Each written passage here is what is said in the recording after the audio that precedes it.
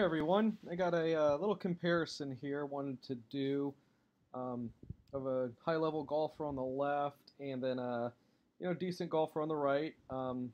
Gentleman on the left is Grant Waite, and then that is actually me on the right. And just going over some things I'm kind of working on in my swing, and just to give a little insight on some things I've been noticing here. And there's been a lot of discussion of with wrist angle, shoulder rotation, how it affects the pivot, and I just wanted to show you kind of a real life example that's happening with me. So let's kind of dive right into it. You'll notice the red lines on the screen. Basically, that is the path of the club shaft as it moves down into impact. And you're probably thinking right off the top of your head, these look two totally different paths, and which one is better than the other? Well, probably know right off the bat it's the Grant Waite on the left, but just to kind of show you what the causes and effects is of the bad wrist angles and shoulder rotation or shoulder rotation, and what it does to your pivot, and consequently how I have to manipulate things to be able to hit my draw.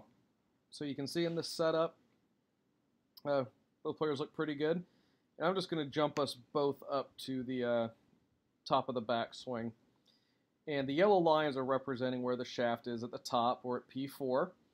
And there's obviously quite a big difference. Grant's arm might be a little bit higher, but it's still pretty close to his shoulder plane. Mine's definitely more back behind me.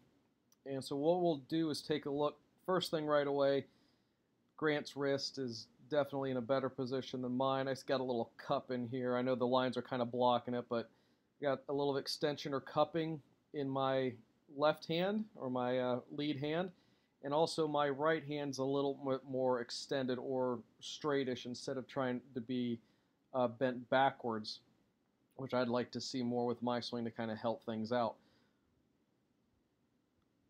And so I'm just going to kind of take us through certain parts of the swing and just kind of go frame by frame here so we can kind of get a good reference. But you notice we both kind of load up fairly well. Grant's obviously better than mine. And just for reference sake, this is kind of a practice session for me where I'm just trying to hit controlled knockdown shots. So as we progress through, you can see right away the club continues to kind of tip forward. And what you're going to really notice as Grant starts down, the club is starting to get behind his hands very early. And you can see mine is really working on top of my hands. Lead wrist is staying extended for me, and I'm going to have to do something in my swing to be able to get down to this golf ball and have a more rightward path and be able to hit a draw. Grant can just sit here and he can keep pivoting through the ball, pivoting through the ball. It's a lot less effort. As you know, as I'm coming down, if you watch my hips, especially at this point in the swing, you kind of key in on both of our hips here, and you can even see it a little bit here. Grant's already opening up a lot sooner than I am. Now, why is that? Well, when you have the hands and club kind of in line or on top of each other with an extended wrist, I have to do something in my swing to slow everything down. So what is that for me?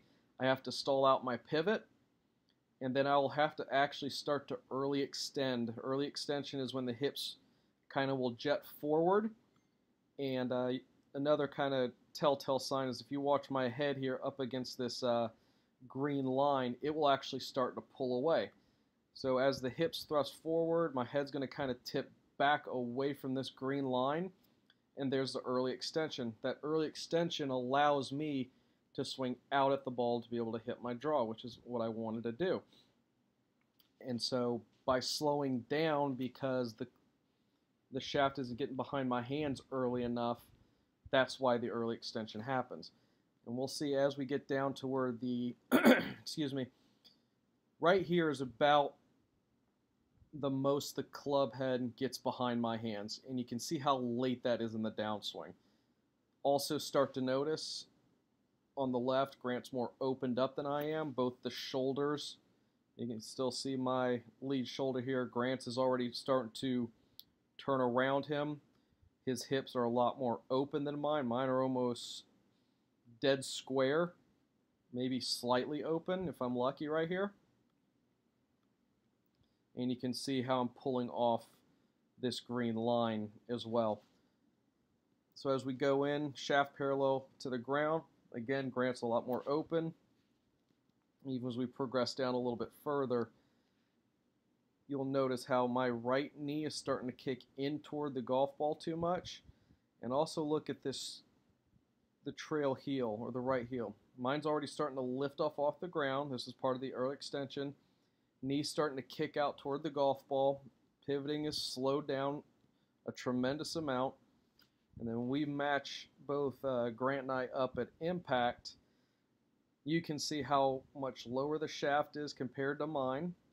A bent right elbow in Grant. Mine's straightened out a lot because I have to release the club.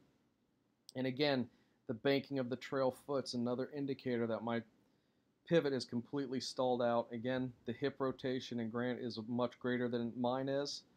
And again, this is all coming back to not being able to get that shaft to drop down into the slot, as they say, or get the club head behind the hands. And then we can even see as we progress through, he's even turned more, and this is kind of the telltale sign of the early extension. A big gap in between the legs. Heel is way off the ground. Here again, Grant, heel still low to the ground. We can see no gapping between the legs. And now I'm starting to really come off both the butt line and the headline, or what I call the wall. All because transition and where that club head and club shaft is traveling in relation to my hand path. And so they get too much on top of each other, and this is where all the problems stem from. So I just want to do that little review for you guys, just to kind of put my 2 cents in, and just kind of showing you some real life example of all this discussion with the the trail shoulder rotation and the backswing and flattening out and everything, and the wrist angles. So I know a lot of it's been going on out there. Just want to put in my 2 cents. For some in-depth stuff, I would go check out some of Joseph Mayo stuff. He got a great video out on Vimeo, that about an hour. Great thing to kind of view and get some really in-depth stuff. He really put in a lot of work on it, and I think it's something good everyone should kind of take a look at. So if you guys have any questions or anything or comments, please leave them in the comment section below. I'll be more than happy to answer any questions. And you guys have a great day, and I hope everyone's golf game is getting better. Have a great one, guys.